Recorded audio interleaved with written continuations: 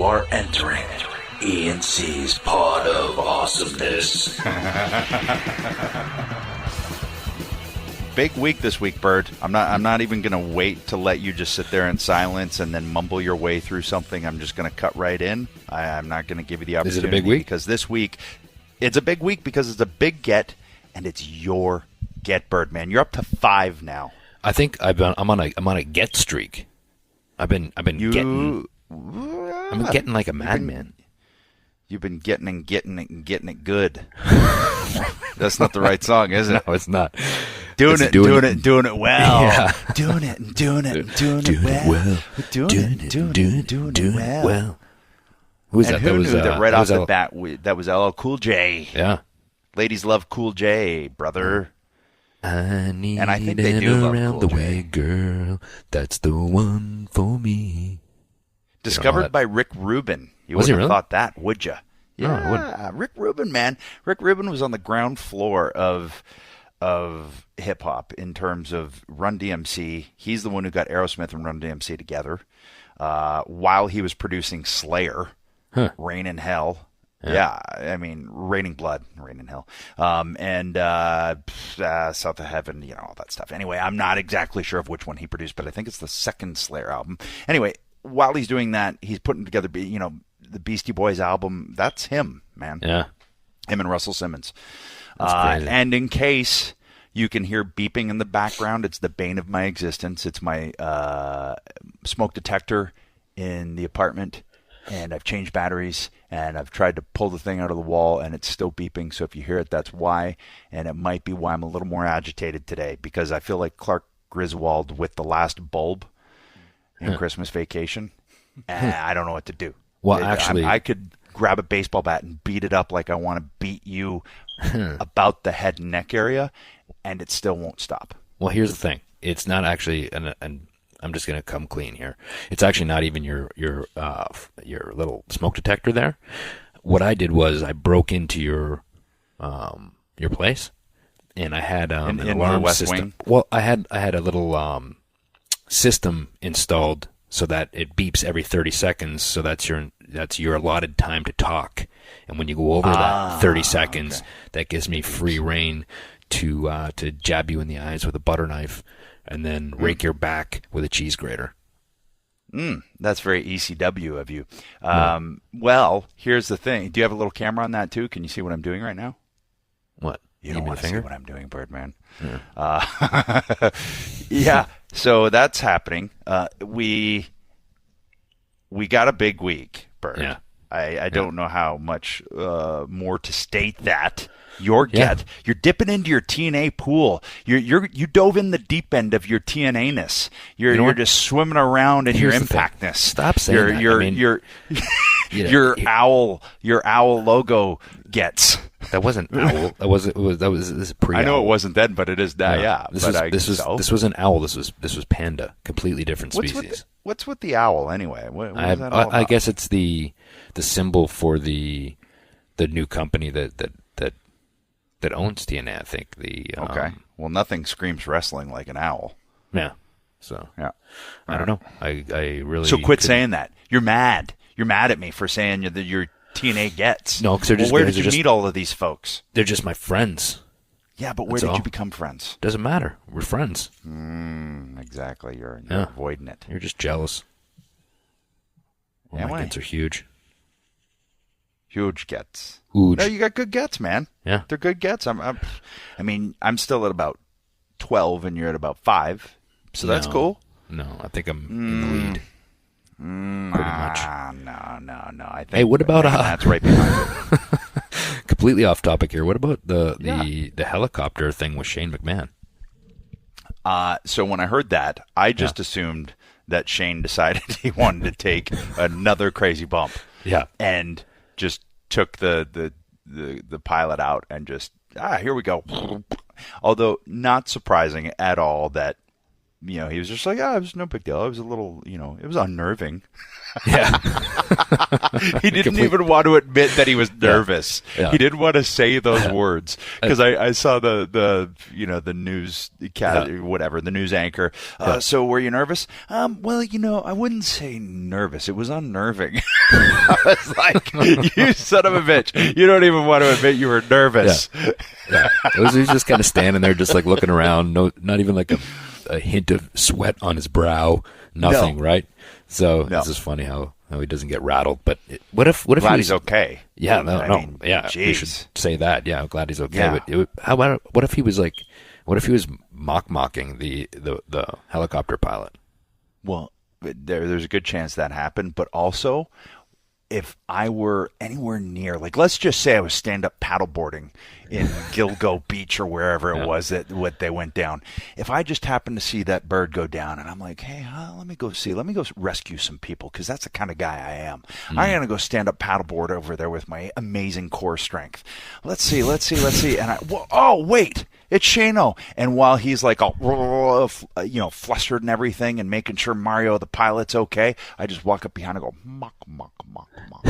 I would have just sunk it so deep. And then I just would have said, hey, you want to hop on my board? And then as he went to hop on, I just would have paddled away. In he goes. You just sent him seaworthy, huh?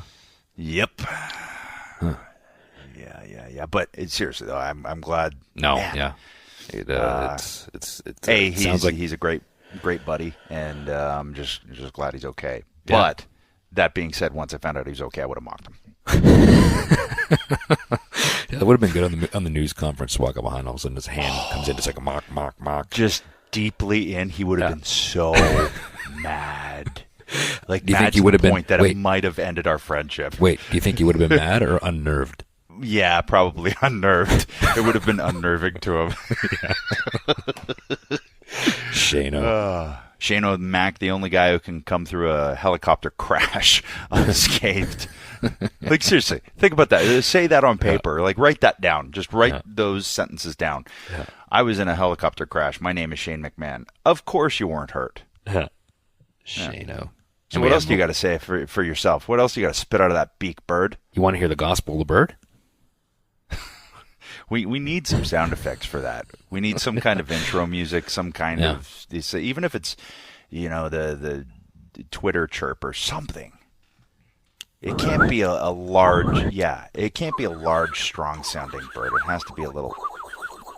Yeah, just riveting. Yeah, riveting stuff right here. Mega Matt will get on that. And that being said, I really have nothing going on. Nothing. Really? Yeah. Just absolutely nothing. Okay, well, you know what? Then fine. I will talk about the Mae Young Classic that happened. That was taped, at least last weekend or week. Mm-hmm. Beth went down there, and she was there and was able to see the whole thing and said it was really, really, really good. Some great matches, great talent. Said it was a great time. Anytime there's travel after you haven't traveled for a few years, it's kind of like, oh man, what did I commit to? But then she got there and she just had a blast. And seeing this new generation of women and even, girls that she worked with in the indies that are still plugging away and doing their thing. That's good. She said there's some really, really good stuff. Mercedes Martinez was a girl that she worked in the indies who was in the tournament. She said she looked great. Serena Deeb, who was with WWE, apparently looks phenomenal. Gabby, I forget her last name, and I'm going to butcher it, so I'll just say, not Gabby, Jazzy Gabbert. I got it. Got it. Jazzy Gabbert, I guess, this German girl who's just a tank, and Beth really, really dug her stuff. So, cool. I guess there's a lot of exciting things going on down there. When is that airing? Any idea? No. I really don't. I'm not even going to lie. But it will be soon. There you have it. There you have it. Anyway, she said she had a great time. She got to do commentary on a dark match. Oh, that's cool. Which she had never done before. and said she had a good time doing that. And that's tough, man. Like, people don't realize how hard of a job that is. You get so much stuff going on, and trying to think about what you're going to say and react to what you're seeing and all these other sorts of things. And not making it about you. Right. And especially as a former talent, but still recalling some of your experiences without making it all about you. And that's why when you hear a JR, when you hear a Corey Graves, when you hear these really, really good, talented people, like, it's a tough gig, especially when you got people in your headset telling you things, and there's a lot of balls to keep in play. And kudos to the folks that are able to do that, because it is a tough gig. So she did it. She said she had fun. She said she thought she was horrible. But that's just, that's always her nature, right? No matter what somebody does for the first time, like, oh man, I think I sucked at it. Well, we're always our own worst critic. Right. Like, that's just the way it is. I'm sure she did great. The first year of wrestling or so, I was like, well, that wasn't very good. Yeah. Well, there you have it. I'm going with there you have it instead of here we go. Here we go. Hey, Matt, I got a question for you. What's up? You threw a little something out on the what's up? You threw a little something. I come in hot. Yeah. You're just the cool guy sitting back there in your recliner. Like, I picture you have like a brandy, and you're holding it in a chalice, and you're just kind of swirling it around, waiting for us to say, "Hey, Matt, what's up?" And you go, yeah. Yeah, it's a robe. I have a robe, and I sit in my underwear with a bowl of cereal. And and what kind of cereal? Usually Special K. Vanilla almond. Okay. And I was thinking like Blueberry or something. I'm a little disappointed. Well, I try to be professional for the show, but just make sure nothing breaks. That's cool. Yeah, that's cool. Hey, if you can put your spoon down for a second? A question for you. You threw a little question out there on the Twitter. I did. From the at E&C Pod Twitter handle. Were you unsure for a minute? Yeah. I did double check my notes here. That you, if there's anything people wanted to hear, you have any of those little tidbits there? Guess what? I'm looking at it right now. I can serve up a couple to you, like some soft serve ice cream, and then slap it right in your face, Bird. What do you think about that? Do it up. The first one, the very first one, which is what I'm going to go with, is the most ridiculous match stipulations, either by design or because they devolved into madness, by Matt Camp at the Matt Camp. Very good question. Yeah. I think, for me, do you want to tackle this one? Because it seems like it's fairly good, because to me, the Punjabi prison match is right up there, and it's about to happen. And in no fault to the talent at all. It's just, what do you do in that thing? I mean, and the rules is the door's open and just 30 seconds and this and that's so contrived, and like, how do you pull that off? It didn't help, Dave Batista, that when he did it, he was against the Great Khali, who's not exactly the most nimble of folk. Right. So this one with Randy and Jinder will be able to be better, because they're both mobile and everything like that. But I still, man, that thing is just a beast that sounded cool on paper and looks cool. Right. But that's where it ends. I think you have to look at it in these terms too, and hope this is the case, is that when you look at a match like that the first one is done, and now maybe you can go back and look at it and see what worked and what didn't, and go from there. Well, again though, it's hard to say what worked, because again, and I'm not busting on Khali, but he is not the guy to put in a match where you got to climb out. Sure. So you know what I'm saying? So what do you actually get to see to do right or wrong? Well, I guess you can see the like you said, the layout of the match, the way that it kind of, how the structure is, because when something's not done, you're an optimist on this one. Yeah, I'm trying to look at the bright side of it and see that it could we'll see what happens on the second one. I said I think Randy and Jinder. Yeah, and I think Randy and Jinder, especially with the things out there, to be able to take some hellacious bumps, they'll make it entertaining. Right. But I think they will have to make it entertaining in spite of the Punjabi prison. Yeah. Huh. So there's that one that jumps to mind. So you're talking about also there's also ridiculous matches, right? Ridiculous and just bad concepts, or here's one. The kennel from hell. Right. Well, here's one that I was involved in TNA. It was a reverse battle royal. Okay. So everybody fought on the floor and had to get into the ring. Okay. And then I can't remember what happened.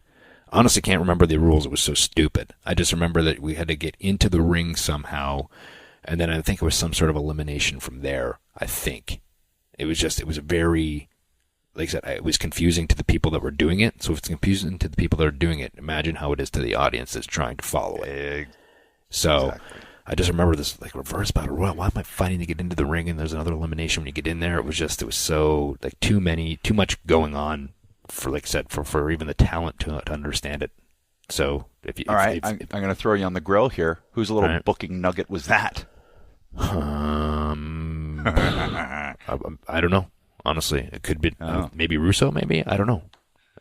Somebody who's fired. I honestly don't know whose concept it was. So, but all right. Well, I got to get back to Kennel from Hell, because what the hell? Yeah. Do you remember that thing? I do remember it. Yeah. It was like, come on. Yeah. Like, what? Like it's basically a cage match, right? It was a cage match, but then there was two cages, and in between the two cages there was dogs, or like what? And I think it was Al and Big Boss Man. Yeah. And I mean, talk about putting them behind the eight ball. Like what? It wasn't that because Boss Man ate Al's dog or something? Pepper? Yeah, Pepper or Pepe or Pepe, yeah, like. What? Like, now people say the Attitude Era was this and it was that and it was and I'm going to get hate tweets for this, but I was there. I was in it. I know. Yes, it was great. Yes, everything was sold out. But that's generally because Stone Cold, The Rock, Taker, da-da-da-da-da-da-da-da. There was some really bad stuff during the Attitude Era. There was 2-minute matches generally. Mm-hmm. And I don't care what anyone says, you can't tell a story in 2 minutes. You can say a haiku, and haikus usually suck. And I'm not talking about Haku because he was awesome. Yeah, so, it was kind of like shock TV, right? Like just it was getting to the story or to the aftermath or whatever it was, whether we were bloodbathing people or whether it was somebody. It was for the spectacle of it. Yeah. And you just hoped that somewhere in there you would get a 20-minute match to be able to get to the meat and potatoes of what we actually do. Right. And I think the Rocks and Stone Colds and Triple H's and all those guys, they had those opportunities because they were figured in. They were in the main event scene. So we, as for instance, had just had to hope for those ladder matches and things like that. Right. So poor Al and Big Boss Man hoped for that and got the Kennel from Hell. Right. Well, sometimes we started to get that when we were feuding with the Hardys and the Dudleys, and then we started getting the crossover matches and the main event spots. We did. So, but my point is that on Raw and SmackDown, everybody was pay-per-views, but everybody was working toward that, and they got a Kennel from Hell as the opportunity. So what else is on? Yeah. That anyway, list? Attitude.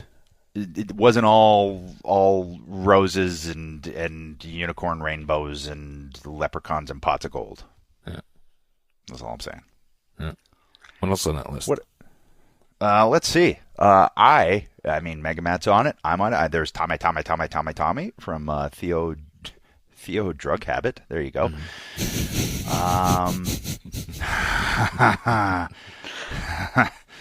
Best and worst flag matches in WWE history. Oh, man, I don't even remember any of them. Exactly. So how good can they be? But you know what? Anything on a pole. Yeah. Whether it's Judy Bagwell on a pole or a pink slip on a pole or anything on a pole. Anything on a pole. I remember Regal and I had a brass knuckles on a pole match. Yeah. And we did what we could with it. But when you take away pinfalls and submissions, it really does take away an element of the match, right? Unless it's a battle royal or things like that. It's hard. It's just a different beast that isn't necessarily that great. Yeah. At least it was a weapon on a pole. So you had the old coal miner's glove on a pole match. Like you get it down, you get to when you get it down, you get to use it, Yeah. right? So that there's a little bit of an intrigue with that, but Yeah, but okay, so you put Judy Bagwell on a pole, so what do you do when you get her down? Now, am I just making that up? That actually happened, right? think so. I just don't know what the I'm guessing the same person who booked your Inside Out Battle Royal. that would be my guess.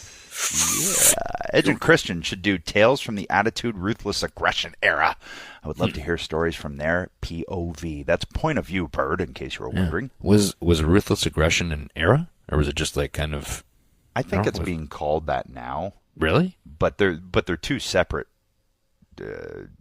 time frames, because it was the Attitude Era, and that was a definitive era, and then they wanted to say the Ruthless Aggression Era started basically with that whole Cena Ray, you guys Jericho thing, is where that's where I first started hearing that term bandied about.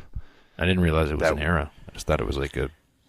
I don't know. I guess if you from there, and then it's the SmackDown 6 stuff, and then the Lesnar, and I don't know if it is. I don't know. It sounds like the name of a WWE album. Yeah, right? Yeah. Or a video game or something. They used to put those out, yeah. I remember when they were trying to push that, with ruthless aggression thing. I was like, oh man, this sounds so lame. But, yeah. Hey. I think if we did a Tales from that, it'd be like 45 seconds, and then we'd never hear it again. Really? So, well, I do remember.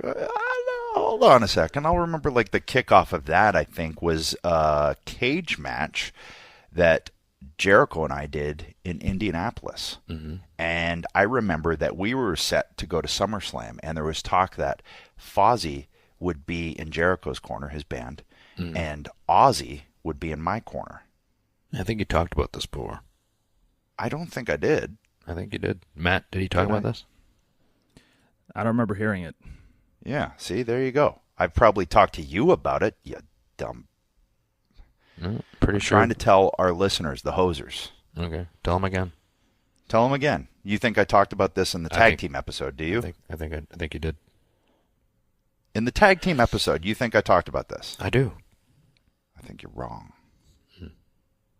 Okay. We'll Definitely not in depth. Okay, we'll go in depth. Sure. Well, that just sets the table. We're supposed to do this match. Instead, the angle got cut short. They're sending Jericho to Raw. They're keeping me on SmackDown. We were both disappointed by it. But the blow off of this cage match was you, Lance, and Test attacked me after the match, threw me back in the cage. Rey Mysterio had just debuted that night. So Rey comes down, crossbody to you guys off the top of the cage. Cena comes in, babyface is on fire, yada, yada, yada. You guys bump out. That really, to me, I think was supposed to be, or is looked back on as the beginning of the Ruthless Aggression Era, because they had Cena trying to spout that in every promo. And then it became, we were kind of the three baby faces, you guys were the heels, and it went from there. You were a part of it, and you don't even remember. No, I remember that happening now that you mentioned it. And, but I think that we went to Raw, right? I don't know. Did you too? Yeah. I know Jericho did. Yeah, we did too. Okay.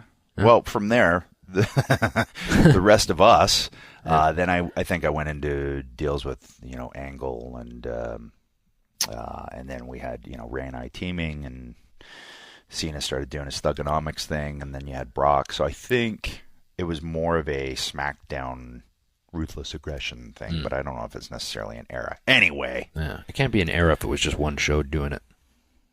Yeah, you think? Yeah. My take. I think it can. I don't know. Let's hear one more of these little tweet things. Some of your greatest matches that will never happen. What? I don't get that. Some of your greatest matches that will never happen. So because we're both retired, who would be great matches that obviously won't happen, I think is what Mike at Mike's The Limit is trying to say. Well, me against anyone, because I was awesome.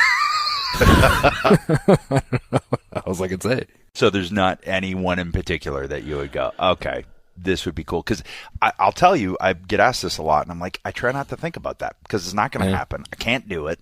So that's an interesting question. Yeah, I mean, it is. But like, I'll try to live in the present tense. I'm not thinking about what could have been, what was, what wasn't.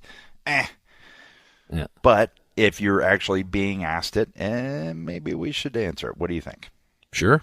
Yeah, as well. All right. So who, Bird? Who do you got? Who would have your little beak sweating? No one make me sweat, brother. Let me see. Yeah, I think. Well, obviously, I think, and I've mentioned this before, and I'm not just saying it on the show today. I have mentioned it that AJ's been my favorite guy to watch over the last year. Where he's at now, I think we could win. I think we'd have amazing matches and tear it down. I have wrestled him before, but not at this stage of his career where he's, where he is now. Yeah. So that being said, I think him. But if you're asking somebody that I've never been in the ring with before, true, man. I think, God, I don't know. I think I could have, man. I was going to say Roman, but I've wrestled him. Man, I don't know, Sami Zayn. Oh, and hushes. Yeah, I've never wrestled Sami Zayn before. I think I could have a great match with him. Man, I don't know. What do you got? Well, the thing I always get commented to me the most is me and Rollins, which I think we would be able to tear it up. Sure. Preferably with me as the heel, because I think we would definitely make him look like a face. Plus, he can do so many physical, like, crazy things that as a baby face, I would love to be able to insert here, there, everywhere kind of thing. So, AJ, because never even crossed paths, never even came close to crossing paths. And I think that would be a lot of fun. As I was watching his matches with Cena, I was like, ooh, man. Sammy, because I think from a selling standpoint, he's the best babyface in the company. I'd really, really like to get in there with him as a babyface for sure. And another person I was going to say was Balor, but I've wrestled Balor before also. I wrestled him in Japan. Huh. Interesting. My other, I think, let's say I got to say 5. So that was Sammy, AJ, Rollins, Reigns for sure. I would like to get in there with, would have liked to get in there with, because I think, kind of like with the Cena thing, it was, I always tried to really be a heel. And unless it was a TLC match, not really do anything cool and really just try and get the babyface cheered. And I would love to try and do that as a challenge. Here, let's take this a step further though too. Let's step outside the walls of WWE and kind of really blow people's minds here. I'm thinking kind of like the hottest guy around singles wise would probably be Kenny Omega. Can you imagine Kenny Omega versus either an Edge or a Christian? That would be fun. That would be fun. Yeah, definitely would. Yeah, especially if you did like, I mean, that'd be a good time for sure. Or think about Edge and Christian as a tag team. Edge and Christian as a team against guys like the Young Bucks. That would just blow people's mind, right? Ooh, you know what I would do? I would catch every super kick and make them super kick themselves. Bam, bam, bam, bam. Oh man, they wouldn't know what hit them. Those Young Bucks. Yeah, they would be doing Meltzer drivers, and we'd be doing Meltzer chin locks.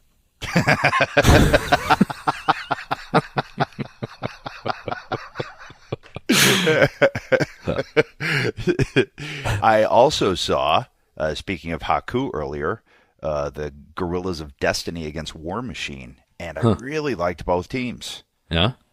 The War Machine guys, man, they awesome gimmick, great. They just look like, they look like Vikings. Just big, burly, but can move. Big old beards, fur pelts. They come in looking like a mix of LOD and Vader with shoulder pads and everything. Really, really cool. Oh, cool. Oh. So that would be fun too. Yeah. Nice. Yeah. I watched that New Japan pay-per-view. As I've said, I'm always a little behind. So I'm about 3 hours into that one, and I just finished watching Michael Elgin against Omega. Yeah. And, I mean, hey, outside of there being so many finishes that could be a finish, it's still awesome stuff. Sure. And I know, the Cornettes of the world and everything say it's too much, and I get both points. That being said, you have to know your audience, right? And whether it's WWE or whether it's Ring of Honor, whether it's New Japan, whatever it is, you have to know your audience and you have to give that audience what they want to see.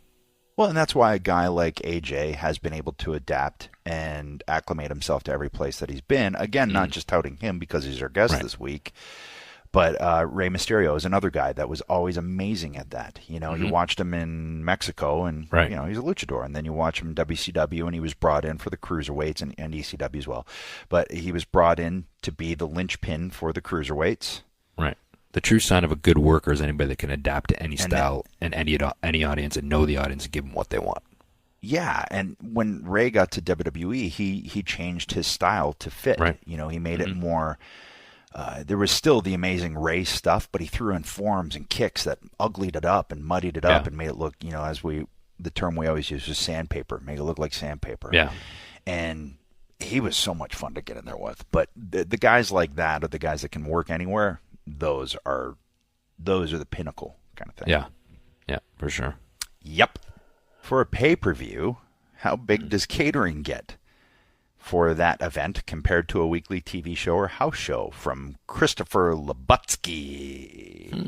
It's a very random question, so I felt like, why not? Pay-per-view, it's the same, except for house shows. There is no catering. It's pretty simple. It's always the same. House show, no catering. There you go.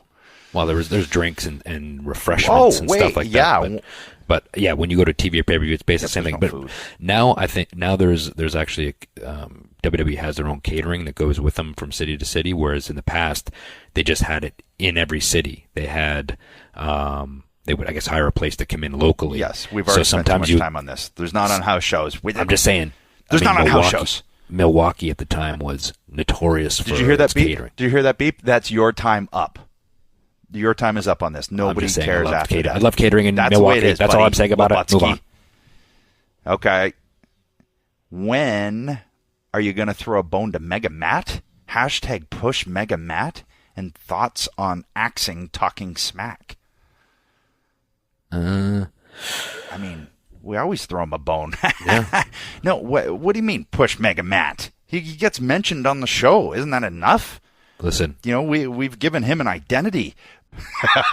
We're keeping the thumb on Mega Matt, all right? We're keeping him relevant, but we're not giving him too much. We're kind of putting the glass ceiling up here so he can't break through it. We don't have to pay him more.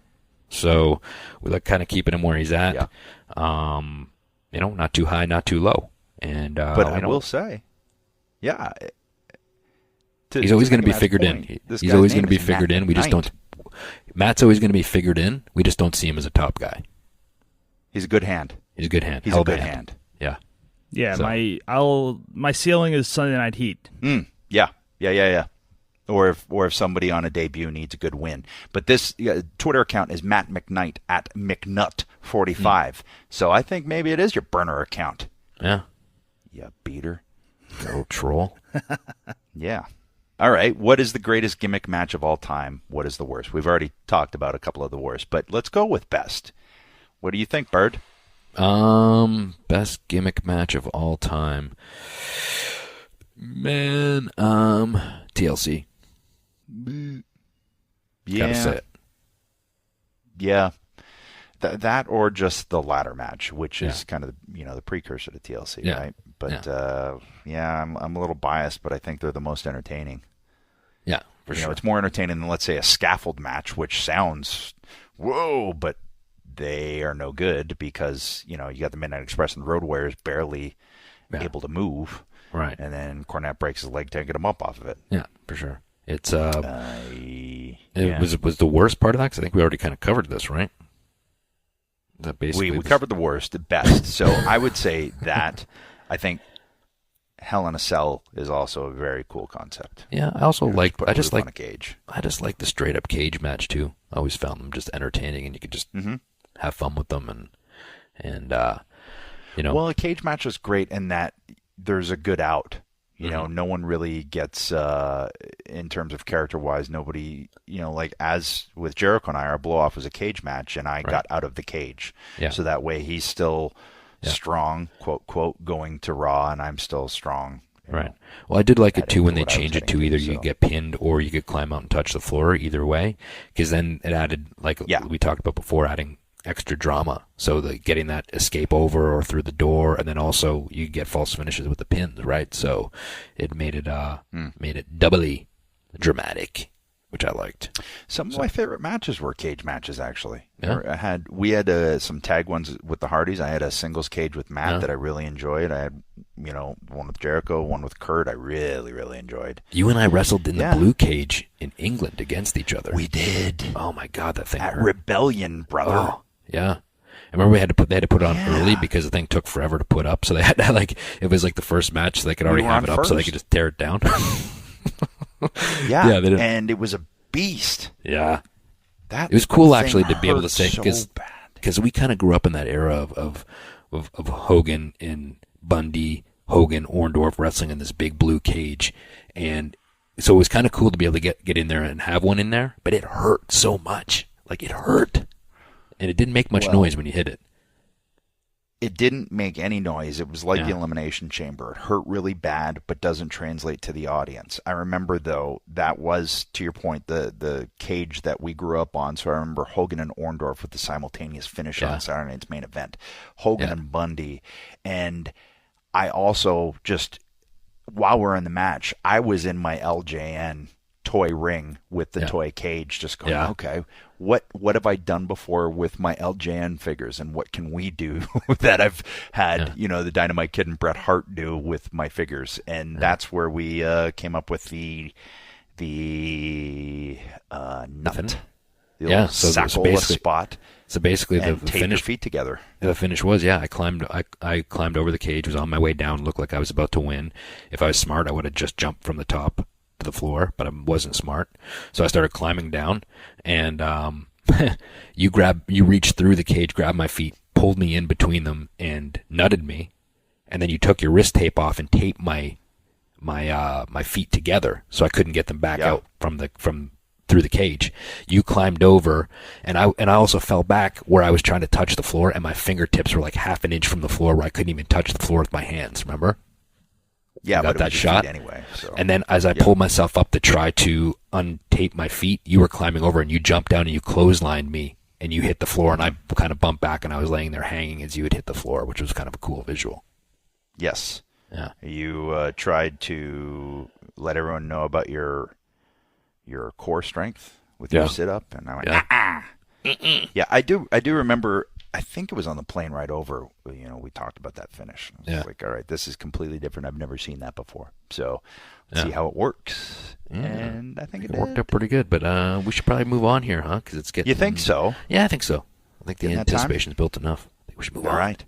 Well, we've talked about our guest a lot today already, but I think it's time to actually talk to him. Let's get to it. AJ Styles.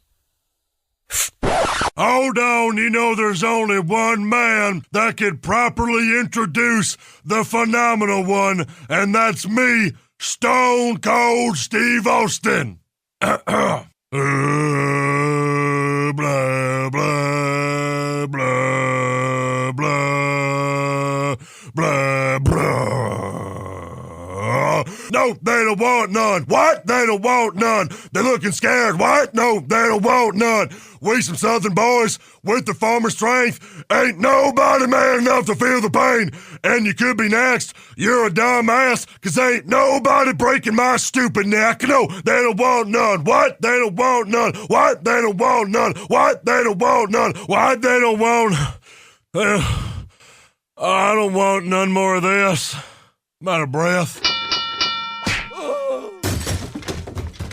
If you're like a lot of guys, you could probably think of a million things you'd rather be doing than shopping for clothes. Or if you just have terrible fashion sense like Edge. Between the parking and crowds at the mall and the endless browsing and lack of advice online, it's enough to make you want to rock the same t-shirt and jeans forever. That's basically what I did before Stitch Fix.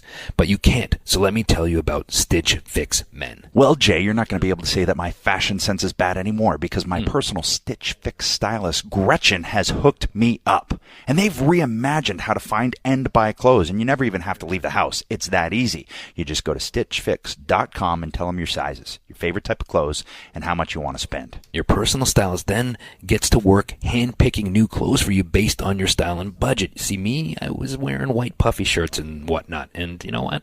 hey, I can't wait to see what they got for me. Yeah, and yet you were throwing me under the bus. Okay, 5 items are delivered right to your door. You try them on at home, and you only pay for what you keep. Shipping's free both ways, so anything you don't want, you just send it back, and exchanges are always free, too. You can get your fix monthly, quarterly, or whenever you feel like it. There's no subscription required.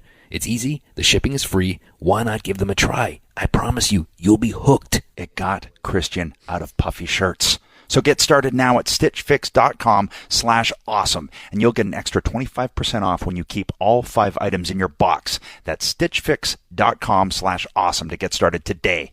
stitchfix.com/awesome. Puffy shirts are still cool. So how long have you been working now? How long? You know what? No matter how many times I tell my kids, don't bother Dad. I'm working. Talking on a podcast, I still get yelled at. So if you guys hear anything, that's part of the job. You know how it is. Though. Yeah. Anyway, how long have I been working? I've been working for 18 years. Wow. 18. Wow. How you feeling? So yeah. You know what, man? Considering the fact that I just turned 40. I feel pretty good. I mean, we get those bumps and bruises and whatnot that just don't seem to go away. You just learn to live with them. I'm getting more of those. So other than that, I feel pretty good. Yeah. Well, especially with some of the stuff you do. Like every time I see you miss that 450, I'm just like, oh man. And it's also because I couldn't in any way do that, but it looks like it hurts. Well, I'm thinking twice now about when I missed that because it doesn't feel good. Yeah. When I was younger, it wasn't as bad. So, I may have to either hit it or not do it at all from now on. See, and that's the perfect excuse. Yeah, you just say, I got to hit this because otherwise, I may not get back up. For me. Yeah. So you always get to hit your finish. Yeah. Guess what? Either you're kicking out or you're losing. You guys, we'll figure it out. Hey, AJ, you mentioned here a second ago that your kids bothering you while you're working. But how cool is it now though that they're at the age where they know what you do? They can they talk to their buddies about it and that sort of thing. How cool is that you come home and they probably talk to you about what it was that you did that week? I don't know if they're allowed to watch or not. Well, but, the thing is like this is all they've ever known since they were born. I've been doing this, and so when I got to the WWE, I was a little bit cooler, but still, I was like, yeah, my dad's a wrestler. No big deal, And literally the other day, they're like, oh yeah, you tagged with Shinsuke. I'm like, you guys watched? Like I couldn't believe they actually watched because they don't know any better. Like it's not that cool to them, I guess is what I'm trying to say, just because their dad's been doing it so long. Yeah. Oh, your dad's, I got you a fidget spinner. Oh, it's got your logo on it, Dad. I'm like, yeah, that's only how cool it is. It isn't that cool. It's like, oh, you got a fidget spinner. That's funny because the fidget spinner is actually cooler than me having a fidget spinner. So, yeah, it's funny because I guess that's a good thing too. But every now and then, my son, who or at least one of them, will come up and be like, "Hey, Dad, this kid doesn't believe you wrestle with WWE," and I'm like, "I can't believe he's actually saying something. He's actually proud of me or something." Yeah, it's crazy. Yeah. Funny. Yeah, like around their friends is probably a big deal, but they try and keep it low key at home. And like you said, that is a good thing. It is a good thing because they're not all wrapped up in it. Right, and they're not obsessed with it. One of my boys, he does like WWE, so he's got all the action figures and he plays with them, and he'll probably end up being a pro wrestler and probably convince one of his brothers to do it with him. I'm expecting something like this to happen. And I would say this, normally I would fight them tooth and nail about this because, the business that we're in, at least, it was really hard to survive in. Mm-hmm. But now, not that it's not hard, but it's more family friendly, I guess you could say. Right. Even backstage and even on the road, guys aren't doing what they used to on the road. They're actually probably doing what I do and play video games. Yeah. rather than go out and do stupid stuff. Now, I'm not saying that all of them are like that. There's still some guys who throw down pretty hard, but for the most part, it's actually pretty tame now. Yeah, it's interesting. When we were coming through the whole Attitude Era and everything, we were the boring guys. We were the guys that went back to our room and read. And now it seems like everyone has realized it's possible to still maintain a level of excellence in the ring, but now it just seems much more accepted, and that a healthy lifestyle away from the ring is going to benefit you. It's so demanding too, right? Like the whole lifestyle, the physicality of it, trying to eat properly, to train properly, and then the bumps and bruises along the way when your body's you're always hurt in some capacity when you're wrestling because there's no off season, right? We're doing it all the time. So yeah, I think that there's definitely, I think guys have gotten smarter about preserving their bodies more to be able to perform at an optimal level, right? Yeah, I mean, you have to, and I understand what I've realized, over the years is that boredom can kill you, literally. Yeah. Because you're going to find ways to, do something. Every time I've done something that was stupid, or even thought about doing something stupid, it's because I was bored. And I think, way back when, even in the Attitude Era, you guys are reading books. That is boring. I agree. Yeah. But it's all you had. We barely had phones that you could play that snake game on. Yeah. Yeah. So it was just boring sometimes, and trying to find something to do usually gets you in trouble. And so now we have all this technology, our phones and video games we can take on the road with us now. I mean, that makes it easier on everybody. So I get why things happen the way they did, way back when and whatnot. So that makes sense to me. But I do always, when somebody, says something about, when I go to the airport with my Xbox, and they're like, "Oh, so you travel with that?" I'm like, well, idle hands is the devil's workshop, dude. I'm telling you, I got to find something to do with my time, or I will do something. Never heard that before. That's great. So you seem like a fiercely loyal guy. You're kind of like the girl that the guy can't get, is what it seemed like throughout the years, because you were loyal to TNA and you kept slugging away. And even when guys like Jay come in and try and steal your spotlight, you still stayed and were loyal and just put on killer matches. Well, let's be clear here. And Jay knows this as well. Yeah. That there was a point where the whole roster is sitting in the Impact Zone, and Dixie Carter said, if anybody doesn't want to be here, then it's okay if you leave. And I literally looked over to see what Jay was going to do, because had he gotten up, I would have went with him. Yeah, wow. So that's because we were loyal working to a point, Yeah, not loyal to a fault. Well, the thing is too. Well, the thing is that there was. I remember that we were sitting there, and you and I were working together. You, me, and Tomko had our thing going on, and I can't remember exactly what it was, but there was a lot of issues going on at the time. A lot of. I think there were some guys not happy with where they were or what they were doing, and so there was some stuff going on, some talk. Yeah, and then I remember after you and Tomko, we kind of we sat down and had a conversation, and you were, and I said, if I got him left, what would you have done? He's like, I would have went with you. I was like, all right, this guy's good. This guy's a good dude.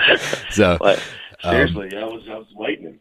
Yeah, but we had a lot of fun when we did our thing there together too, right? Like, I mean, and that's the thing too. Like when I went there, it was one of those things too where I didn't want to be the guy that was just coming into, I'm the WWE guy coming in to take everybody's spot. Like, I didn't want to be that guy. Like, I wanted to come in, I wanted to help, and there was guys there like you, Joe, Daniel, Kazarian, guys that I really genuinely was a fan of and friends with, and well, I didn't know you before I went there, but I mean that I wanted to work with, and I got a chance to do that. But you and I working together, we had a lot of fun doing that as well. And we had talked about this previously on the podcast, where it seems like a lot of your personality started to come out when we were doing that as well, and a different side of you doing the comedy and stuff, to the point where you were even like stealing like the backstage scenes we were doing together just because you were so funny. And how did you feel about that? it was probably the most fun I've ever had. Like, it was one of those, things where I was like, well, I can't be there wherever they want. You always want to be at the top, but right. It was one of those things where I'm having so much fun playing your lackey, literally. And I remember you sending me a text after one of our shows and be like, "You're such a tool." And I was having fun being that guy. It was just how ridiculous can I be today? Right. And what stupid thing can I do? So many things like that. And somebody will send me something, or I'll see something on YouTube that we all did, you, me, and Tomko, and just start laughing. Right. Because we just did whatever we thought might be funny. Yeah. Right. And it was. Yeah. And I had so much fun there. And a lot of people were upset that I was this goofy character. But I felt like it was opening up another, part of AJ Styles that people haven't seen, and that's not a bad thing. No, and I'll tell you from watching, I didn't know you had that in you. So I was like, oh wow. So as a guy who was in the industry and watched your matches and was like, okay, this guy can go. That it did open up another layer, and I was like, okay, he doesn't take himself so seriously that he can't, do this or do that, but then still get in and have the killer match. And and that's the 5-tool player right there. I think once that people figure that out, that it's just, the more layers you have, the better you're going to be throughout your career, because you can do a little bit of everything and get away with it.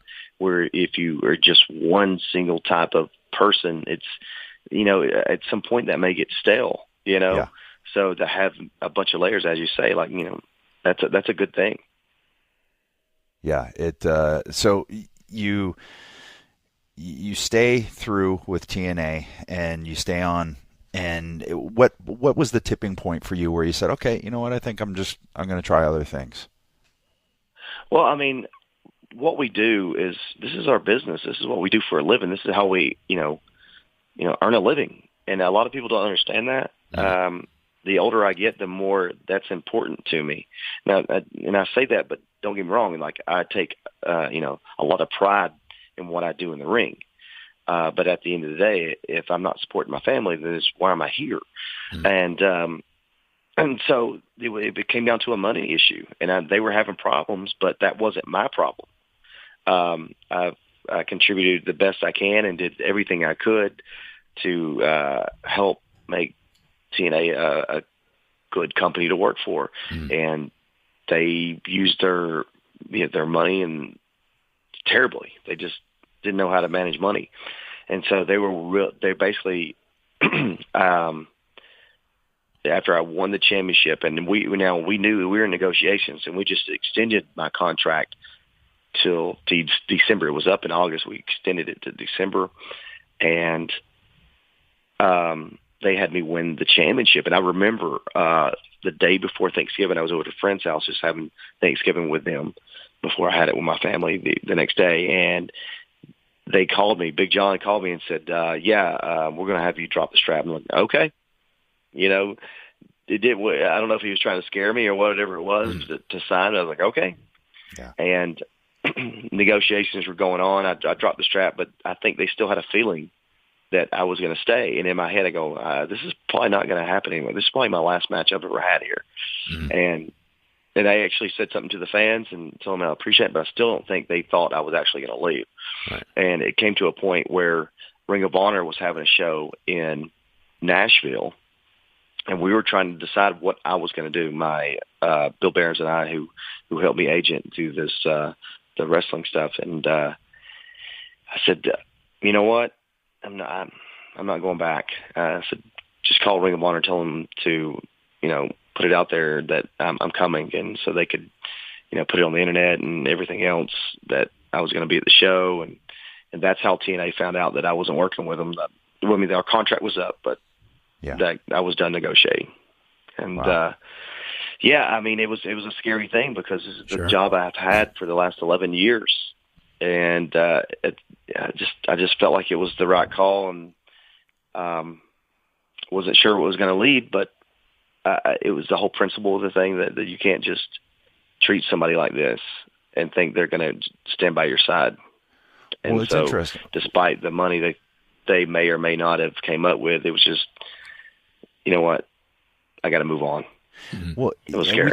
We talked to Joe about it a couple of weeks ago, and he was in a similar situation. And after 11 years, there is that sense of, okay, this is where my paycheck has been coming from, and to jump out of that boat can be a scary thing. And, you know, but I think going back to that belief in yourself and understanding where you're at, even more so now than you were, you know, earlier in your career, because now you got the mind to go along with the physical capabilities to put on the kind of matches that you put on. Was it exciting to go, okay, now it's a completely open landscape for me, a whole new crop of people to work, and then from Ring of Honor, were you looking at New Japan already? Yeah, I remember there was a match I had in Japan, and I think, and this was in November, and I don't know what was going on, but I think there was some like, Bill, maybe they were asking if my contract was up. And this is New Japan with TNA, because they were a little pissed that I went and worked for this other company.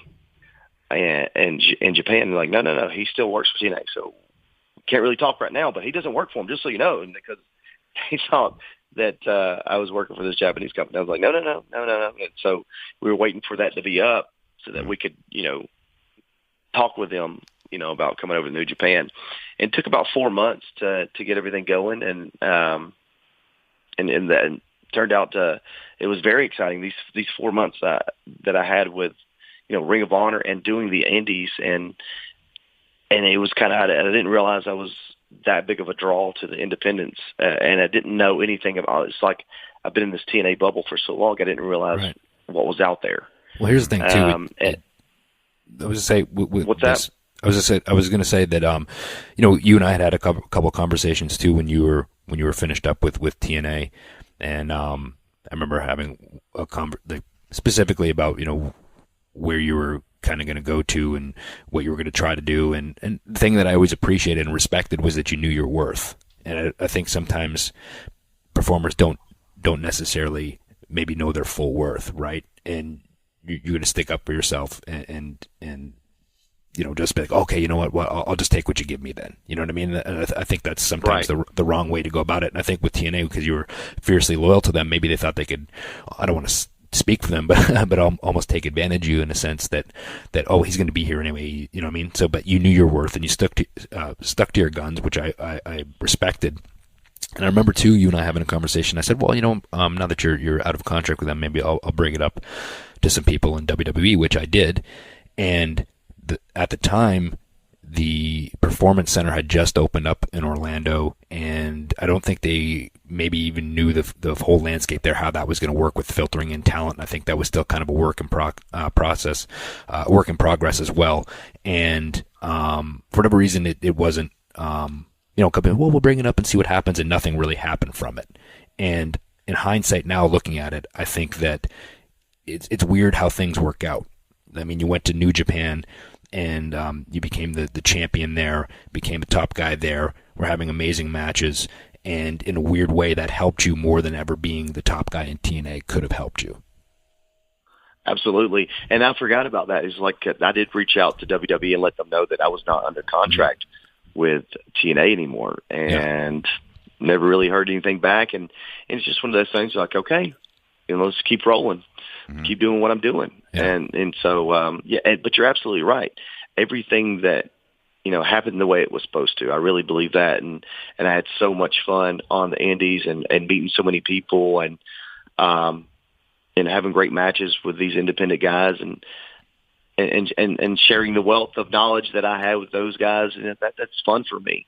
And then to go on to Japan where, you know, Finn Balor was leaving, and I was literally walking to his spot, I guess you could say. Mm-hmm. It was exciting there too. But the crazy thing is you're always stuck in, you know, and people, I don't know if people realize this bubble that you get stuck in when you're with a company. Yeah. So you can, you know, what's going on around you, but you don't know everything. And so, like, I didn't know everything about New Japan when I got there. I didn't know as much as I probably should have because I've been stuck in bubbles so long.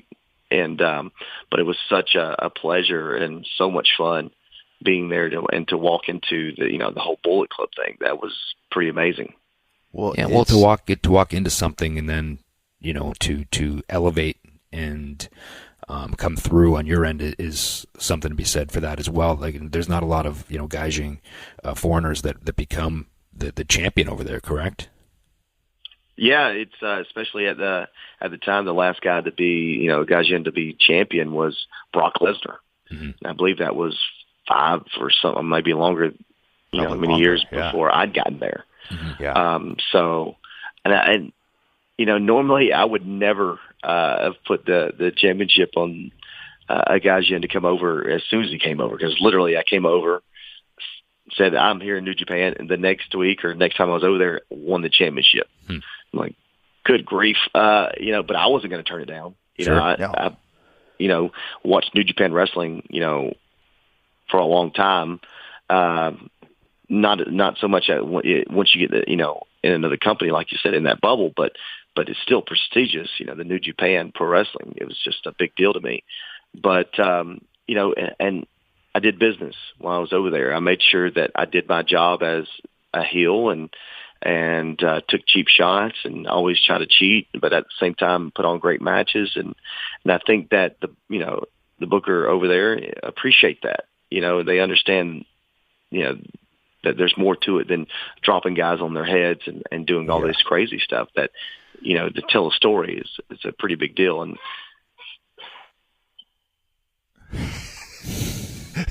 my son just ran in here and did you hear that? Yeah. He just beat something on the Wii U. But, it's interesting because I've told people who have asked me this, I think I've probably said it on this show too, that I hadn't really watched wrestling for a while. After I retired, I really stepped away from it. I needed a break. I'd been doing it at that point 18 years, and I needed a break. And, gosh, it might have been 20. Anyway, so I didn't watch for a long time, and it wasn't any kind of, I hated the industry now or anything like that. I just needed a break. And it was actually on a set. A buddy of mine who I was doing a bunch of scenes with, and I'll give him a shout out, Jack McAvoy, because he'll be listening, a little Irish lad. He's not little, but, he said, man, you got to check out some of AJ's stuff in New Japan. So I went, okay, cool. So I went back. I'm in a hotel room, and I just started YouTubing. And I started off with the Nakamura match at, what's the big show? Wrestle Kingdom. Wrestle Kingdom. And I started off with that, and then I started going through with Tanahashi and all that stuff. And by, the end of the night, I was like, whoa, man. And not to blow smoke, but you got me back into watching wrestling again.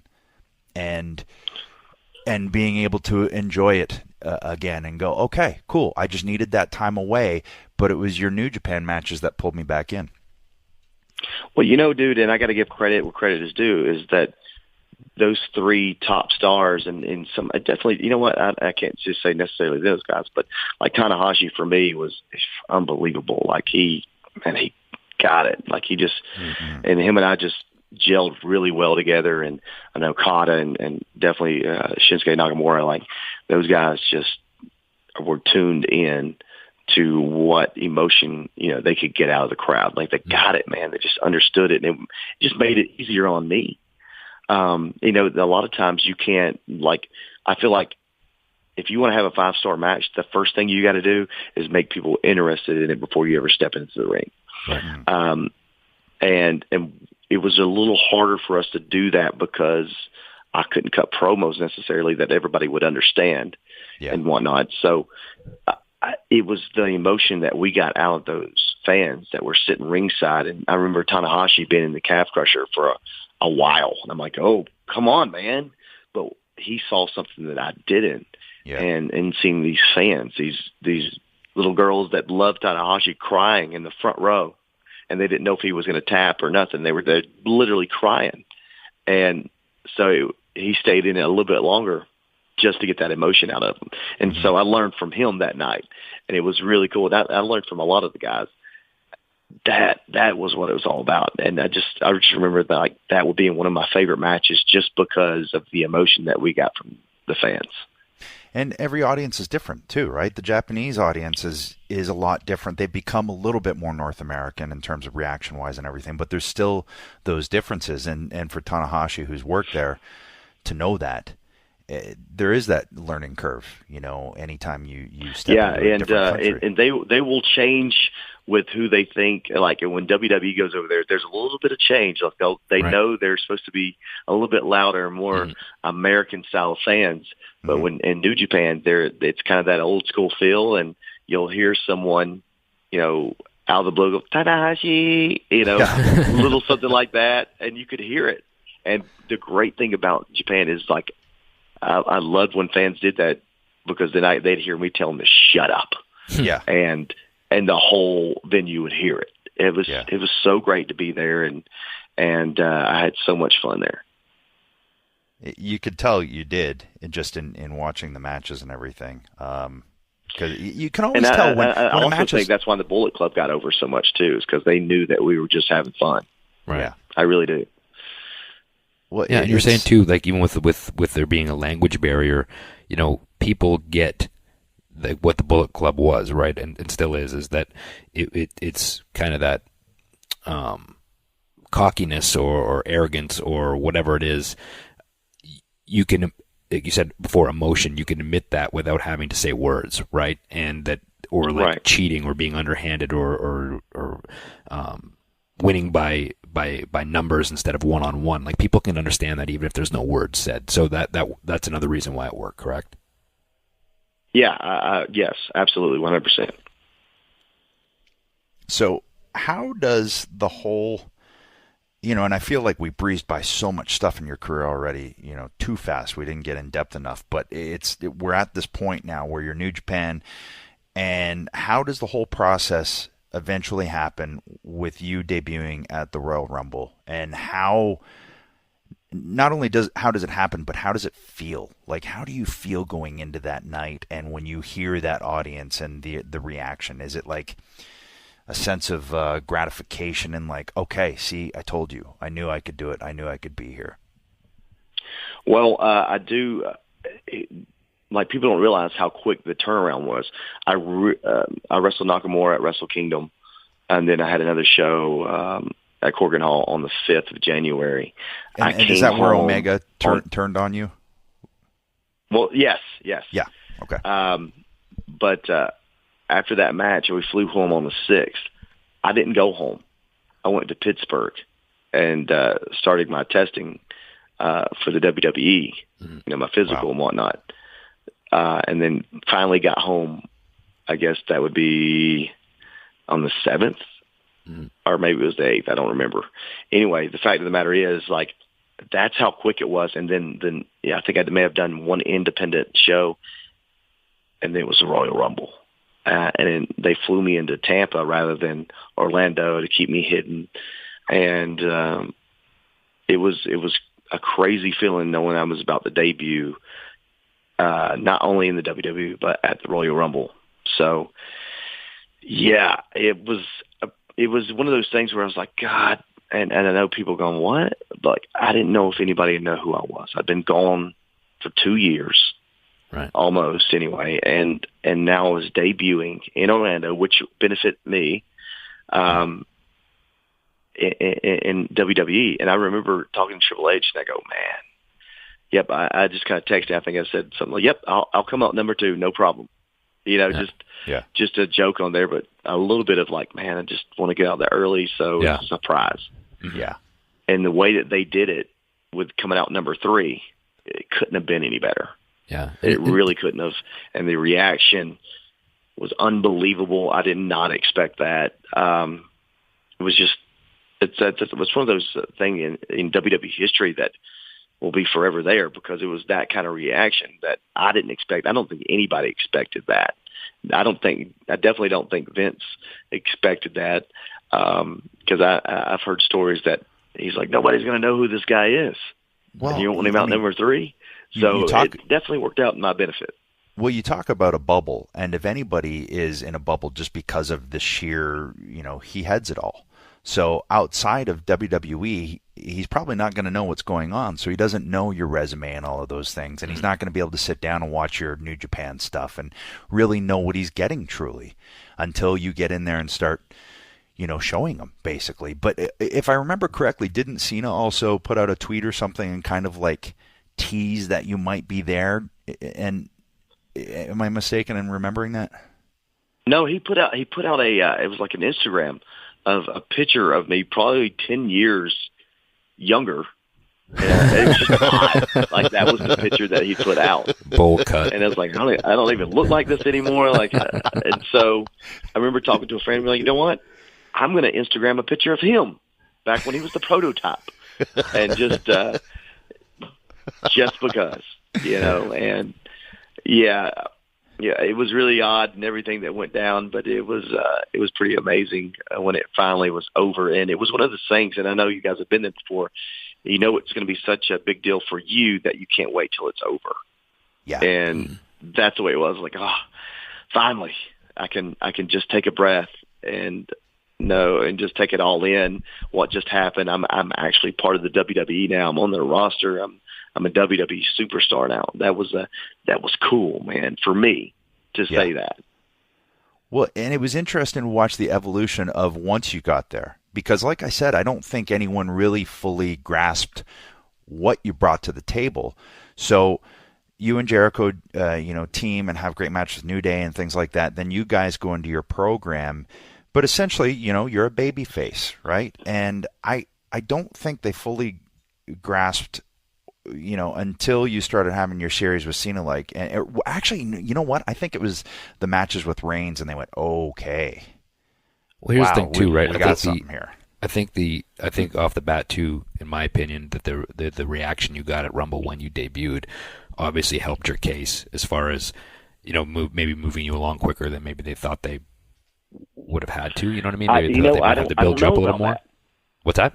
I think I don't know that was. I think Vince probably thought it was a fluke. It was a one-off. It was one of those things. It was a one-off. Yeah.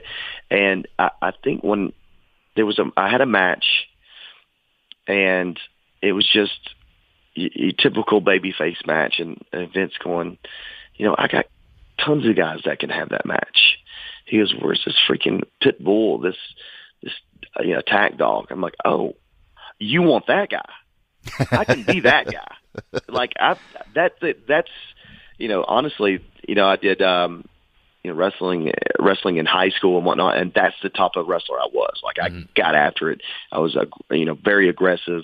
And that's how I wrestled. And it's like when he said that, it was like a relief because like, oh yeah, I can be that guy. And so the next thing was Miz TV, and I just beat up Miz, and I think Vince was like, right?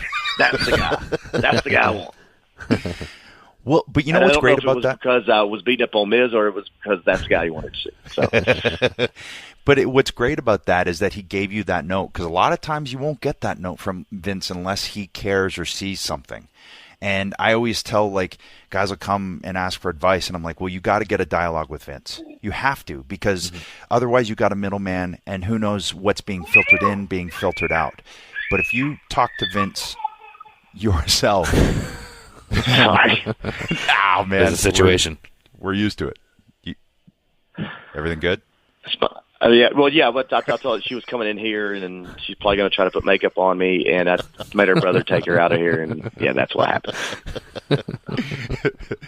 But to get that note from Vince is big, and I when guys ask me what to do, is go talk to Vince, go knock on his door, go talk to him, because if you talk to him, then you're getting what he sees, and the fact that he gave you that note, and that's all you need really if you're confident in yourself and your ability, is just that one little note, that one direction. It's like, okay, I got it. Thanks. Yeah. It made the biggest difference. And I've learned that with, if he wants to talk to you, he wants to have a relationship with you, and it's up to you to do that. I mean, the guy's super busy, so I try not to bother him unless I have something I think that is important. But it's nice to know that there's one guy that I can go and talk to, and he'll tell me yes or no. And that's it. There's not a group of people I have to go through or get one answer from this guy, because that's the way it was the last place I worked, where you didn't know he was giving you the right answer. But here, you go to events and you get a yes or a no, and that's it. Yeah, I love that. And it's so important. Like you said, he wants that. He really does. I think he looks for the folks that have the guts to go in and say, okay, what do you want? What do you see?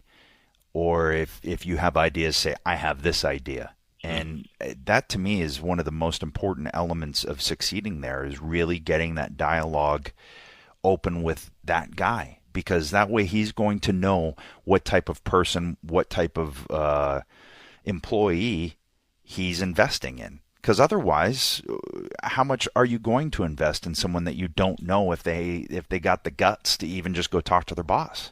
Well, then also, if you have that dialogue with them and you have that conversation and you come to an understanding, and then you go out there and deliver, you're earning trust as well, right? And once he knows he can put you out there in any situation and you're going to come through for him, there's a level of trust, and that makes things easier as well. Absolutely. I mean, that's the guy I want working for me. Mm-hmm. Yeah. So, yeah. And but at the same time, I know his time's valuable, so I'm not going to go in there with something silly, Right. But then again, it's not a bad idea. Well, hey, just wanted to say hello. Sure. That's pretty much it. But I enjoy that time, because you don't realize how brilliant this guy is. Just like, he's been doing this for a long time, and to talk to him and get the insight and see how he feels about certain things, and it's really cool to get to know him and know how smart he is when it comes to this business. It's just unbelievable. And he has an outlook that you might not think of. He looks at it from a different angle where you go, oh, okay. He's having to look at a much bigger picture.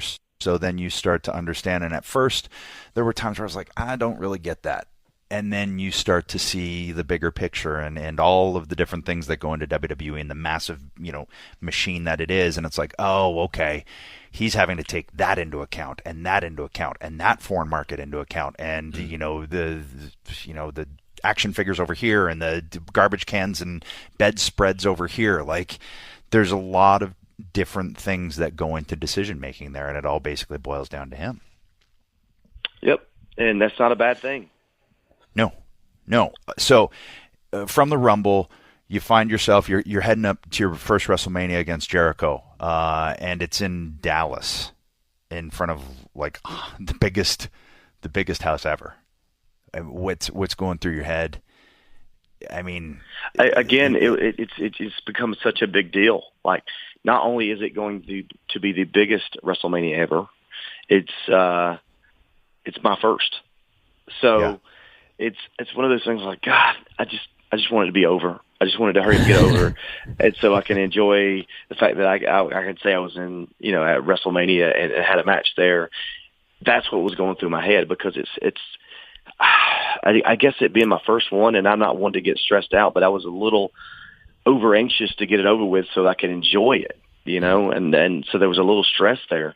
But I mean, I enjoyed it, and walking down that long aisle to the ring was great, and to be in there with Chris Jericho was even better.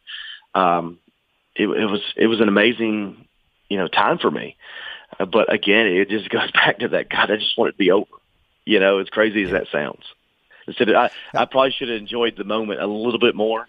But it was one of those things like, please God, just let it go well so I can be done with this show. I don't know if you guys have ever been there, but it sounds the most ridiculous thing to say.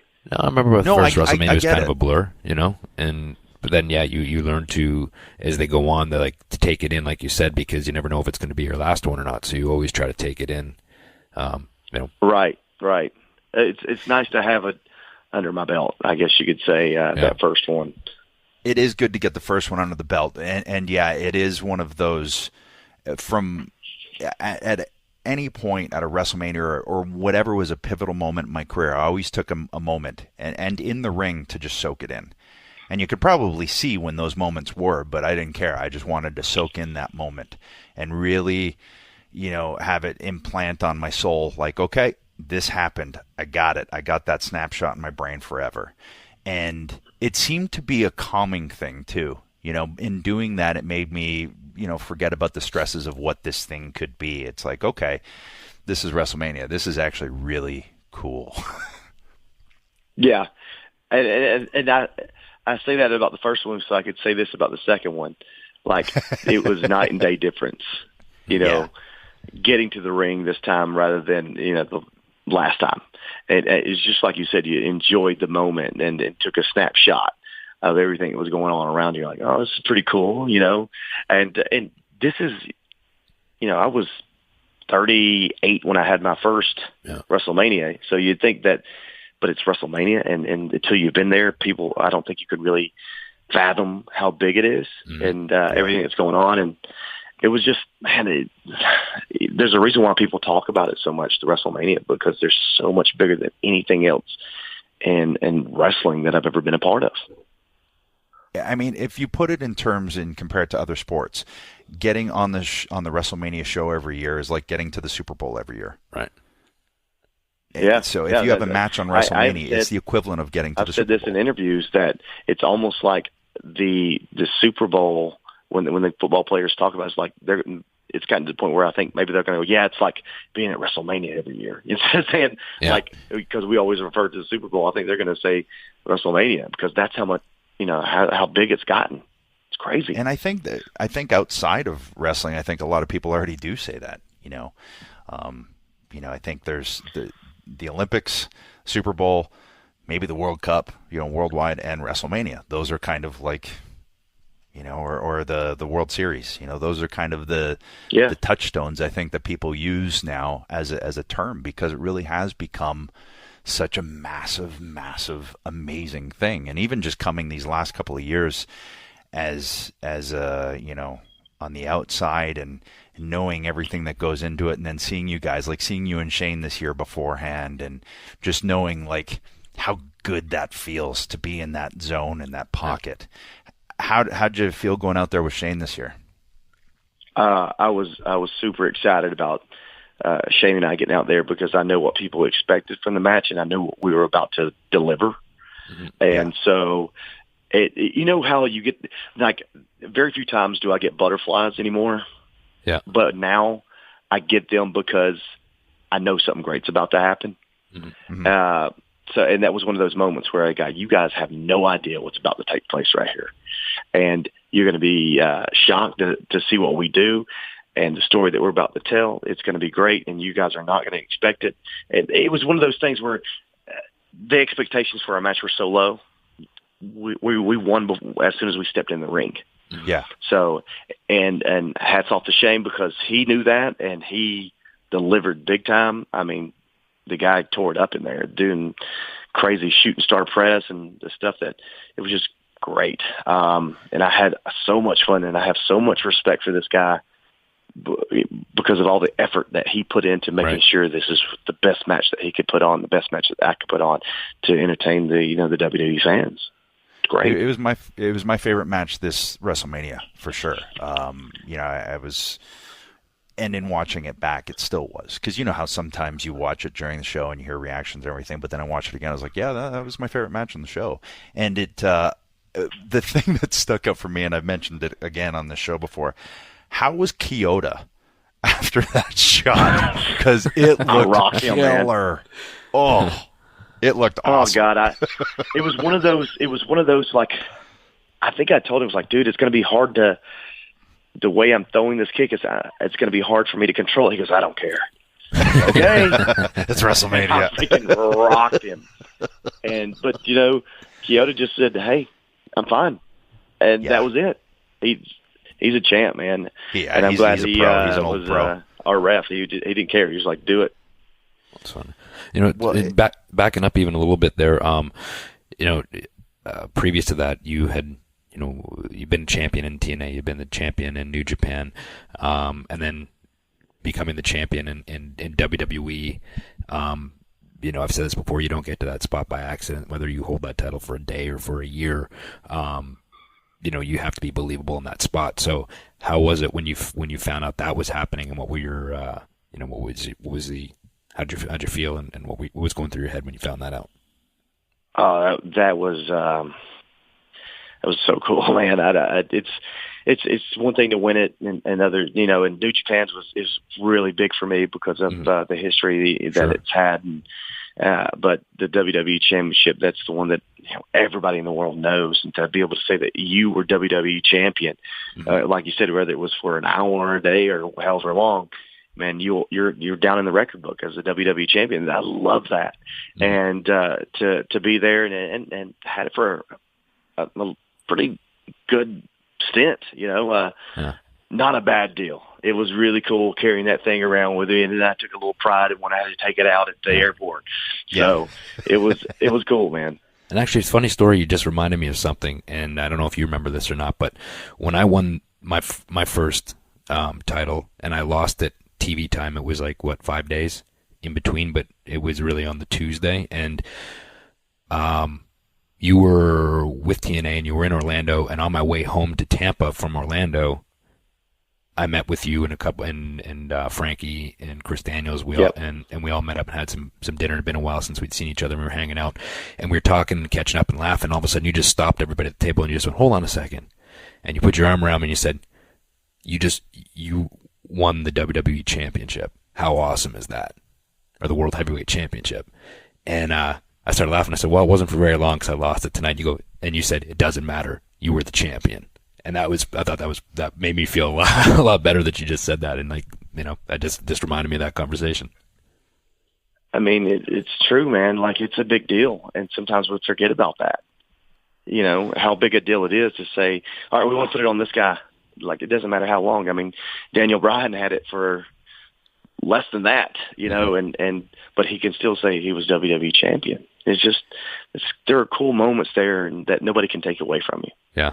I mean, I've said this before. It's the equivalent of being nominated or winning the best actor in a movie. It's winning that Oscar. That's the example that I use for people outside of the industry, because they're like, well, it's entertainment, right? And I'm like, yeah. So if you become world champion, it's like being given that tip of the hat, that nod, like there's been some work put in. We appreciate your work. You deserve this. And also, you're helping the entire company move the needle. It's not like they're just doing it to throw you a bone. It's happening for a reason. And, so leading up to that, you had that series first with Reigns and then with Cena. Is that when you really started to feel like you were hitting your groove? Because watching it, I was like, oh, he's found it now. He knows exactly, I guess, coming off of that conversation with Vince. Yeah, after literally with Jericho and then go right to Reigns, which, was the right after WrestleMania, after I lost to Chris Jericho, the next night I won the number one contenders match to face Roman Reigns. Yeah. And which I was like, wow, I can't believe they're putting me in this spot so quickly. And then having great matches with Roman. I thought him and I did really well with that. Was very exciting for me. And then to move from that, from the number one contender to John Cena, it was great. I loved it. And I learned a lot in those couple months that I was doing, Roman Reigns and Chris Jericho, Roman Reigns and John Cena. I learned a lot. And it's definitely helped me even as of right now. I'm still learning because this WWE is such a big monster. And I'm still learning all this stuff, and it all makes sense. But it's a blessing, man. I don't know how many. I enjoy the learning process, if that makes sense. Like, even though I'm older, learning something new is exciting to me. What's funny? Sorry. I was just gonna say, it's funny to me too is that you were having these killer matches with Roman and with Cena, and it's always funny when people hear me that people say, John Cena can't wrestle, he's not a good worker, he's this, he's that, blah blah blah. He's actually really good. He's just not conventional, and he's not smooth. He has his own style, but that doesn't mean that he's not good and can't go. And that's what I never understood. That I don't get that. Yeah, I don't get that either. And I've said this before. There are a lot of people that claim that John Cena buries guys. I disagree. I think John Cena brings out the best in everyone, and they got to find ways to keep that momentum going for themselves. They got to find out to bring the best in the competitor that they're about to go up against. That's what it's about, is bringing out the best in each other. And John always finds a way to bring out the best in everybody. And and like I said before, and the most important thing is that before we ever step foot in the ring, they already are invested in what we're about to do. Mm-hmm. And so everything is just icing on the cake when you do step in the ring. If you deliver in the ring on top of that, it's even better. It's interesting you said, because I think you, having been in the industry longer than John, longer than Roman, the fact that you were still understanding that you could learn from these guys who haven't been around as long, but they've been in WWE longer and know the differences between the audiences. And John has a firm grasp of what that WWE audience wants and will react to. He's very, very good about listening while he's out there and being able to audibly just go with what they're feeding. So that and going back to you saying, with Tanahashi and learning something from all of these new opponents, even though you have more experience than all of these guys, that says something about you. First of all, as a performer, to being open to that, but also just, getting in there and with these top guys and then cementing yourself as a top guy. It goes to your point of, well, John doesn't bury people. You just got to, step up and then continue to step up once the series is through that you have with them. Right. I mean, I think if you're humble about, who you are, and not, a lot of people don't want to be humble. They think they're the best. And dude, if you want to achieve greatness, I think that you have to be the most humble guy in the arena that day, because you're going to learn something no matter who you get in the ring with. So I just feel like either good or bad, I can always learn something that day. Even if it's what not to do. If I can just retain it all, everything I've learned, I'm going to be a better performer tomorrow. Yeah. Yeah. It's, I'm glad you said that about John. I'm glad you said that too, Jay, because, I have a lot of experience with John, and I feel like it was him and I that actually kind of brought out in each other at the same time, even though we're both established, but that was the one that really put us both on the map. And, going forward and seeing him work all of these guys all the way through, I was super excited to see that you two were going to get in there. And I even remember texting John after the first one. I was like, whoa, dude, looks like you found yourself a new dance partner. It's, and the crazy thing is like, John and I couldn't be any different in our wrestling style, because we're just night and day. But if opposites attract, that's definitely what has happened here. Because every time I'm in the ring with him, and I told him this, I'm like, man, I really enjoy working with you. It's just fun. It's a nice fluid motion of entertainment that we both have, that connection together, and I'm sure you've had it with him too. It's just I can't put my finger on it what it is about it. It just works, and it's fun. Well, I think it says something to the type of not only person you are, but performer that you are. That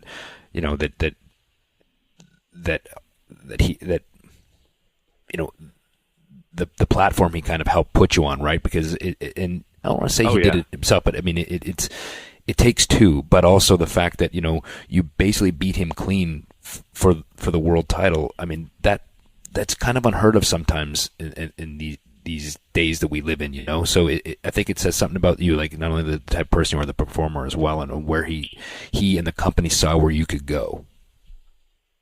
I think the great thing about John is he understands the bigger picture, and knowing that one day we're going to get to do this again, and whatever is right now is right now, but there's a bigger picture to it that we can go back to when we get to wrestle each other. At some point you're going to be able to have this match again, and then you can get over clean. Like our job is to make sure each other look like superstars. And if we're willing to do that, the company as a whole is going to grow. Because if we keep building up each other instead of, don't be selfish and just take care of you. I know that's an old school way of thinking. And I'm not saying don't do your best, go out there and do your best and show what you got. But make sure at the same time that your opponent looks his best, because at the end of the day, we're going to grow as a business because of it. Well, it's about credibility too, right? Because you had instant credibility after that, and then it's a trickle down effect. Because then basically anybody that gets in the ring with you after that, there's an air of credibility there. So it's a trickle down effect, I think. Reaganomics? Is that what you're saying? Yeah. Well, and the thing is too, all anybody is going to remember is the match. Like, okay, that was a match for the ages, not, but this guy won. If the match is good enough, It doesn't matter because you both win, the audience wins, and as you said, the company as a whole wins. And as long as you can take that mentality into every match, man, I took that mentality into working Funaki. It's like, okay, I'm working Fu, I'm about to work Undertaker at WrestleMania, but I'm going to bounce all over for Funaki, so he's, got more credibility after this, and they also think Undertaker's going to tear my head off at WrestleMania now. Uh-huh. That's great. But, same kind of thing with James, like, how much more can we get out of this than just me beating up James Ellsworth? What else, can we get out of this? And it turned out to be, as crazy as it sounds, me and James and Dean made it very entertaining. Yeah. And that is so key, being able to take, anyone on the roster and it making it work. That is truly the key to being back to that 5-tool player, right? Back to showing your comedy side in TNA and your character side. It for Vince to be able to look and go, okay, this is my chess piece that I can put anywhere, and it will win the game for me. And whether that be first match, middle, end, comedy, this, that, but always being able to go back to you, that is huge. And I know he's got to be happy that in you he has another one of those guys. Well, yeah, I hope so, man. I just my thing is always go out there and do do my best in everything I can do, and it doesn't matter what it is, if it's a backstage or how can I make this entertaining, how can the match be entertaining, what can I do to make this more entertaining, and that's the mindset that I go in every time, because at the end of the day, this is the business, and if I'm not able to do my job, well, they'll find someone else who can, and I'm going to enjoy it while I still can do it. They might have to bring me back and make you my lackey again. I would do it. So, Wow, you are a pro. So it'd be so fun, the dumb things that we'd come up with. Oh man. But before I forget too, so Madison Square Garden, was last week you work Kevin Owens on a house show, US champ now. Yes. How do we not talk about this? There's been a lot of speculation I've heard on the internet why it actually happened, and was Kevin Owens hurt? Apparently now they're saying I have a DVD coming out, and they want something. If there's a DVD, I didn't know this was coming, so I'd be happy to have one. But I think it came down to, what? It's Madison Square Garden, right? Let's do it then. Let's flip a championship there, because the last time we done it was like 2012. At least on the main roster. I think Joe and Finn Balor did it on NXT like 2 years ago. Right. And to me, it's smart, because something that hasn't been done in a long time, but to do it at Madison Square Garden, which is, everybody knows, for WWE is a big deal. I think it was awesome. Well, here's the thing too, AJ. It's very clever. And I loved it.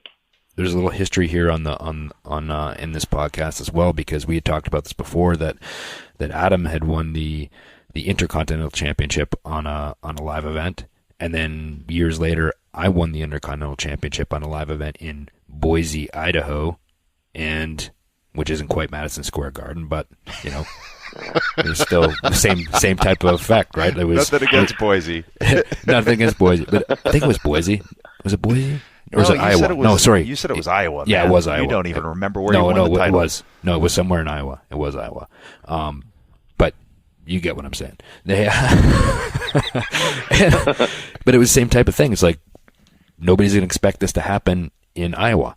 And it was legitimately one of those things that happened so infrequently at the time, that when I beat Booker and I stood there with the title over my head, did the four corners thing, walked out, held it up, and walked down the aisle. People were just standing there waiting for somebody to come out and reverse it or restart the match or do something. They couldn't believe that this had happened, and like there was like, oh, it really happened here. That's exactly what happened at Madison Square Garden. Yeah, exactly that same thing. There's a pop. He won, yes. But wait a minute. Who's going to walk out there? And there was another pop because nobody walked out there. It was really cool. It was really cool, and but it's smart, to not do that every year, but every couple of years they do something like that. I think it came down to just doing something different, and it was Vince's call and no one else's. And it was great. Well, what's great about it too is the fact that, again, like you said, you can't do it too often, but do it just often enough so that people go, I should go to that live show, that live event, because you never know. And if you keep people guessing like that, and, it's good for business. And who knows, when the guy's wrestling, whoever it may be, wrestling Jinder Mahal, they may switch it. If you got John Cena working Jinder Mahal on the main event or whatever, it could possibly happen. And that's a good idea. I mean, it's a business move to some extent. That's why I always liked a beatable heel champion. Mm-hmm. And, let's say a Jinder or Kevin Owens and Flair back in the day, it's like, man, any night he could get beat. And that adds that element of, it could happen tonight type thing. So I think it was very cool that did it. How did it feel for you, Madison Square Garden? It's the holy grail of arenas. I just one more feather in your cap. And it was one of those things, too, is that the fans, the reaction, because I won it there, and they were like, we saw something when they finally realized, it wasn't going to be overturned, that Kevin Owens actually lost the championship. It was just a big, huge pop because they realized they saw something cool. Yeah. And they were a part of it all. And that was really cool for me. And the fact, yes, it was done at Madison Square Garden was a really neat. And also on top of that, it was a Raw live event, not a SmackDown. Yeah. Oh. So even on top of that, there's a lot of things that made it great. I realize that. And unexpected. So now you've already won the WWE Championship, U.S. Championship. So at some point you got to go for Intercontinental and Tag Team whenever you're on the proper show. But who haven't you worked, or who have you worked but not as much as you would like? Like, who do you see on the roster that you're chomping at the bit to get in there with? Well, if there's guys that I haven't wrestled yet, I've yet to wrestle Russos. And I think that would be really fun to wrestle a guy like him. Yeah. But there are guys on the Raw side that I haven't really been in the ring with, like with Seth Rollins and Finn Balor, that I think people want to see. I've never worked Shinsuke Nakamura on U.S. soil, so that can be a big deal as well. In fact, the only time we ever worked, Shinsuke and I, one-on-one, was Wrestle Kingdom. So there's a lot of story that can go into a lot of these and build up for something really great. And I would love to, find my way back somehow in the main event. Everybody wants to be the main event of WrestleMania. I'll keep climbing that ladder, and see where it takes me. But there's nothing better than being part of WrestleMania, except for being the main event of WrestleMania. Yeah, sure. Well, and that's what everybody in the industry should strive for, because if you don't, then you should get out. So, I mean, it's and you put yourself in a position where that's completely believable. So it'll be fun to see. But man, I didn't realize you and Nakamura only worked once. That was the only time you guys worked. Yeah, just one time, man. Damn, that's why hell of a match. Hopefully, when it finally happens in WWE, it should be something big. It should be bigger than just a match, and that would be one I'd like to do at WrestleMania, to be honest with you. Hey, and that's one of those things you just got to fight for. If it is one of those, you show up one week and it's just a match, that's one of those, no, this can't be just a match, guys. This has to be more than this. Yeah. I've let them know how important it is to me that we don't do that we don't just have a match.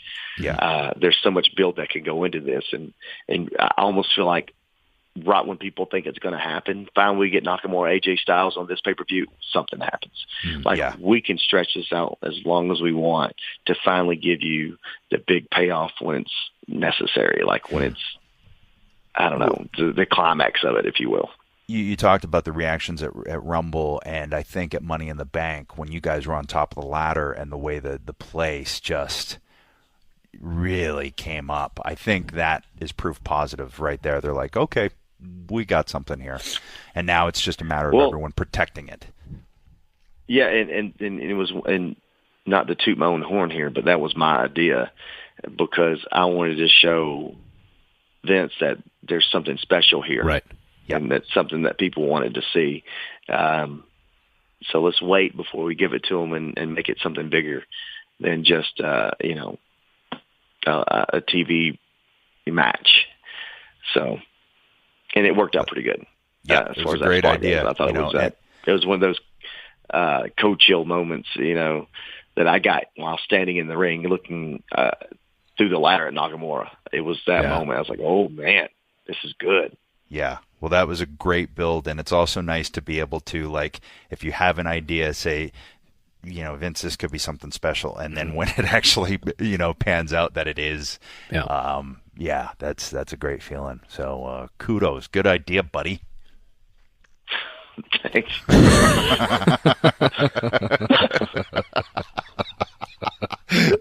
Got not much to say to that, is there? I feel like he was just talking to, if he had a son, that's how he would have said it. Yeah. Good job, buddy. Good job, buddy. Good. That was a great touchdown, buddy. Good job, champ.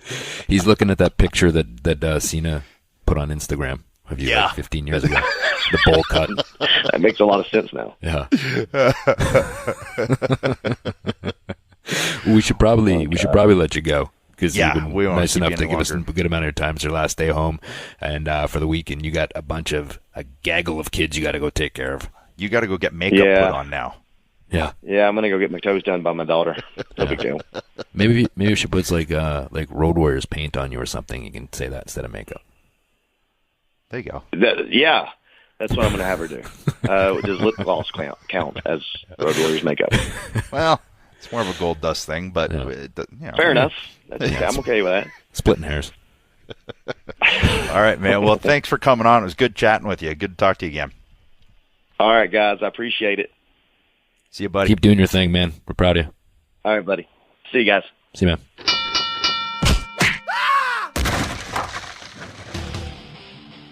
Well, it was a good talk with AJ and Adam. You got something you want to say? He's a great guy. It was awesome to talk to him again, get caught up. But I do have to say, as the E&C Pod of Awesomeness fact checker, as the think tank, if you will, as it were, that you were incorrect in stating that AJ defeated John Cena for the WWE Championship. Here's the thing. I didn't mean to state that. I was alluding to the matches that they had where he beat John clean at SummerSlam, and then the match before that. And then, I got a little confused in my timelines. I'm glad you brought it to my attention there, Edge. Yeah, you got a little worked up, didn't you? I don't think I said he beat Cena for the title, but if I did, I was wrong, and I admit it. Now let's move on. Let's get past it. I think you did. Okay, let's get past it, because I had a special request this week from Thomas Dreamer, a.k.a. the Innovator of Violence, and you also know him as Tommy.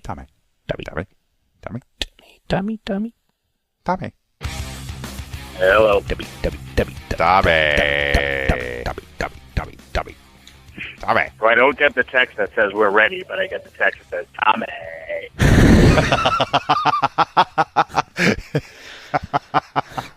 Of course. Now, I will say that I gave you the wrong day, and you were waiting with bated breath yesterday for us to call. So that was my bad. I was. As they say. Well, hold on a second. Half-hour time limit to say, hey, did you forget about me? And you're like, what? Well, obviously you did forget about me. Tommy. No, I just assumed I had it the right day, and I didn't. So that was, correct. I never forget about you, Tommy. And we normally do the Tales from the Indies. We space them out a little bit, but you requested this time. And because, we basically don't pay you anything to do this, we decided to honor your wishes and let you do back-to-back Tales from the Indies to find out what Why do you want to do this, Tommy? What's going on? Well, What happened, Tommy? This went. I'm also driving right now to an indie. I have no Tales of the Indies this week. I pretty much, by the time this airs, I will have done them all. So from last week, when we were talking, when you were laughing that I was choking on watermelon, and we were going over the story of Crazy Christian and his skin cancer scare and going to all of Dusty these doctors Dorito, like an insane person. Yeah.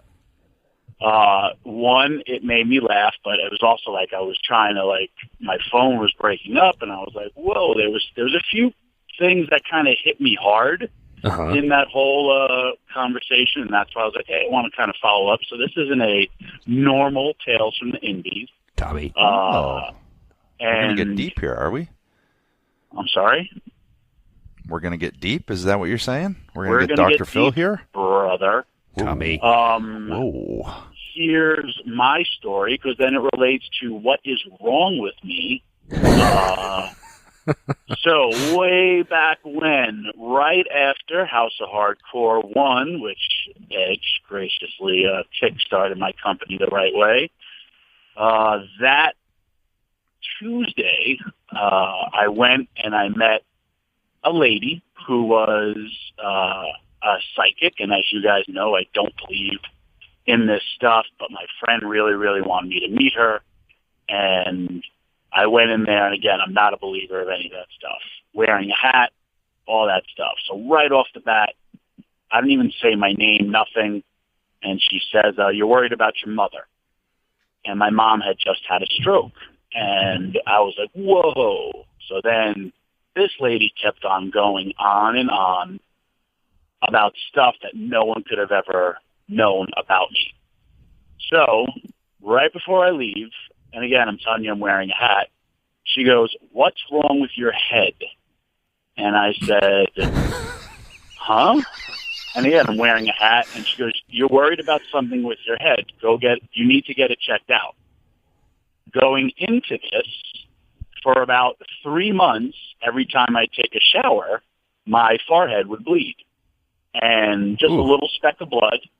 And I was like, I'm hardcore. I used to stick razors and barbed wire in my forehead to potentially make me bleed. And sometimes just plastic Dorito forks. chips. And sometimes just plastic forks and Perkins to make your friends laugh. Anyways, go ahead. Exactly. But even more than that, let me just point this out. You actually did it with a Dorito chip once. Okay, sorry. Yes, I did. I actually just did it in Australia for the Young Bucks because they had heard the rumor, and I did it. And I had a nice little cut going into our match, brother, in case you need that hard way. Jesus. Pre-color. Okay, go on. That. Where was I? Something wrong with your head. Okay. Your head is all fucked up. So then I go to the dermatologist, and it turns out that I had skin cancer. Tommy. And it was the bad kind. So I'm like, all right, what do we got to do? Like, well, you got to go get it. We got to take cells out. Well, first they scrape it, and then you get the results. And then when you hear that you have cancer, it really does, like, hit you hard. Though I am hardcore and I could beat anything still in my mind, I'm like, all right, now what? And you get scared. And, like, I was picturing how how Jay was telling me how freaking out he was, and I was pretty calm about it because my father was a lifeguard for summer jobs, and he had skin cancer. And so they just go in and they cut it out, whatever. It's all right. So I schedule this appointment. It's now a month that you have to wait. So now you say to yourself, whoa, they tell me I have, a basal cell or something like that? Yeah. Carcinoma. Mm-hmm. And you got to get it, taken out. But now I got to wait a month. So I'm like, all right, I'll wait a month. I wait my month. Now, here's why I have to say what is wrong with Tommy Dreamer. At the same time, I'm supposed to get this skin cancer cut out. WWE calls me and tells me we have to go back we want you to come to Philly for the Slammies. And I'm like, okay, wrestling first. And I go calling up my doctor's appointment and saying then, hey, I can't do this, and they were like, okay, well, we actually have an opening the next day. I'm like, all right, well, we'll see where it goes. As the exact opposite of what crazy Christian is doing when he doesn't have cancer, but I've already been told it, so I have to put professional wrestling ahead of everything. And I wasn't even looking at like, oh, this is my next run. I just like, okay, wrestling calls, I gotta go. So I go, I do the thing, and then I got jumped by the Shield. It was kind of their first big little thing going together, I guess. And so then right away, I'm pitching an idea because I really wanted to work with the Shield because I saw a lot in them just as much as WWE did and figured, hey, it's a good way to get some steam on these young kids. And I was able to go get my thing cut out of my head. And then that was also where the Shield had posted, they ran me into like a door. And then online, I was posting pictures of, hey, look what the Shield did to me, all this stuff. But that was basically because I was actually able to get my cancer cut out of my gigantic head. And it was really, really big. I had a huge softball on my head. And even like WWE officials, the top brass was like, hey, what happened to you and all that stuff. And I was working them. And I was like, well, the Shield, all that stuff, ha, ha, ha. And then it was actually the only person that I said, I had a little procedure, it was all taken care of. Figured you could run with this because as we're always trained and thought that it's, hey, life imitates art. Trust me, I'm already thinking of angles for Shane McMahon and who shot down Shane McMahon's helicopter because I'm insane. But then I was just like, all this, and like, after talking to you and listening to Christian, who is not normal, but, he is, we're fathers now. We have a life outside of wrestling. And I was just like, man, my daughters, I had my kids, I had all that stuff, and I still was putting wrestling in front of everything in my life, which also could have cost me my life. But I can no longer do that. And I see wrestlers sometimes if they have moles on their back when, like, we're in the dressing room, say, hey, man, you should get that checked out. But, and, we were talking about tanning. I'm a Guido from New York. I used to tan all the time. I'm also 46 years old. When tanning first came out, I would tan for an hour in a tanning bed. I would do a double. And I was a tan mullet-wearing 90s Guido babyface.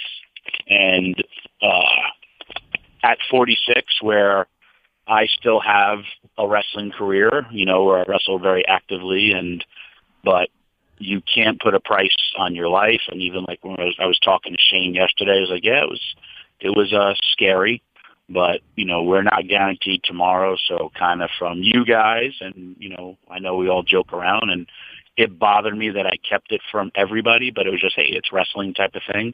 And you're two of my closest friends. And when Jay was like, guys, you know me, and I was like, fuck, you guys know me, and I never told anybody this. So it's important for people to get stuff checked out. I'm not going to go around and say, I'm a survivor, brother. But if we were in the car, I would all the time. But that's kind of my reveal. And just a lot of people listen to your show. And I know a lot of people have been put in the situation where they're scared or they get put in where you get bad news and you don't know what to do about it, and it's a different way to reach people. So that's kind of why I wanted to do this, and it was important to me, and thank you for letting me do it. Well, I'm glad you had the epiphany to put your family before wrestling now, and as crazy and as weird as Jay is, at least he always realized that he was more important than the industry, or he's just a really selfish bastard. No, but I'm glad that that you got the cancer off your head, and you know what it probably was, and I have. Okay, Do you think, and I have to somehow make light of this because it's our relationship, do you think it's the spray in hair? No, I've never had anything to do it. I don't know what's talking about. The phone is breaking up. And it's called Hair Topic. Thank you. But in all seriousness, well, like, yeah. So I'm glad you got it checked. I'm glad. Yeah. Wow, crazy. Well, that's good advice from Thomas Laughlin, Tommy Dreamer. It'd be great if you went in to see a psychic now, and you walk in the door, they just started going, Tommy. She's great. It's my life. We shot a pilot. I wanted to really get her on television because she really does it to help people. And honestly, I credit her for saving my life because there's no way that anyone could have saved that. But, again, when you have the littlest thing of, because as I revealed to someone, I want to say last week, I don't use cold water. I pretty much scald my body when I take a shower. But you got to take your body to the limit. You never know you're going to be tortured. So I do that. That's a whole other level.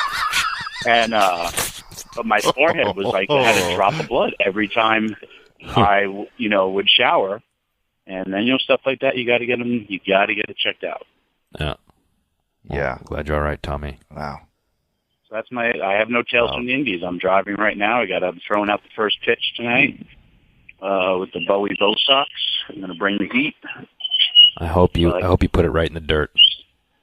Thank you. Of course, you would say that. If I was there throwing the pitch out with you, when you weren't looking, I would scoop up a handful of dirt, and when you turn back, I would throw it in your face like salt. I totally know you would. Or take some of the chalk for the baselines. Oh, I would shove the rosin bag right in your mouth. Okay. Okay. Well, it sounds like you got your hands full there, Tommy, but a far different Tales from the Indies this week, folks. We sat down on the couch and we had a serious conversation. Yeah. That's what you got to do. You guys have a forum to reach people, and, I call us all a dysfunctional family. You two are my most dysfunctional family members, but wrestling fans, we're all community. And so you got to spread the word and try to make the world a better place, and there we go. All right. We love you, Tommy. Love you too, guys. See you later. Bye, Tommy. Bye-bye. Tommy. Goodbye. Man, Tommy got deep on us this week. He did. I didn't. Yeah. Good for him that he's okay and didn't tell us, the prick. Until now. I think it says what kind of person Tommy is, that he wanted to, kind of get that out there for anybody that was dealing with a situation like that, that might be scared or whatever. So I think that, it was important for him. It shows that he cares about other people. So I think that. Well, a week after the fact, too, that I was sitting with him, and then he texted me and said, "Hey, I want to come back on." I was like, well, that's odd, because usually we don't do it every week. But, right. Yeah. Well, Tommy.